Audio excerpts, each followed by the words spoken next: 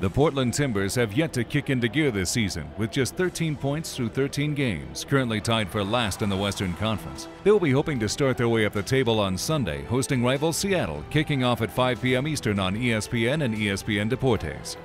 The rivalry between the Timbers and Sounders has a long and storied history that dates back to NASL. In recent years, they've clashed in U.S. Open Cup battles, but last year they played as MLS teams for the first times, and Seattle won the season series. The first game was a 1-1 draw at Quest Field, but the return fixture worked out in the Sounders' favor as they won 3-2 thanks to a brace from Fredy Montero and a late penalty kick from Osvaldo Alonso.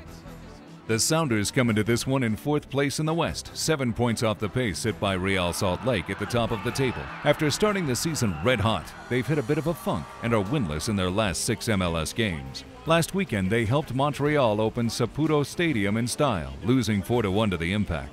On Wednesday, the rough patch continued as they only managed a 1-1 tie at home against Sporting KC. After just missing out on the playoffs in their expansion season, there was a lot of hope for the 2012 Timbers. However, the team hasn't been able to click into form with a 3-6-4 record so far. In their most recent match, they took on the LA Galaxy at the Home Depot Center, losing 1-0 on a goal from Galaxy defender Todd Donovan. That game marked the 4th time in 6 games that the Timbers failed to score.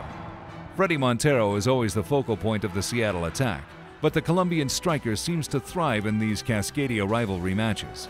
In 5 games against Vancouver and Portland so far in his career, Montero has 5 goals and 2 assists, and will look to this game as a chance to springboard into form for the rest of the 2012 season.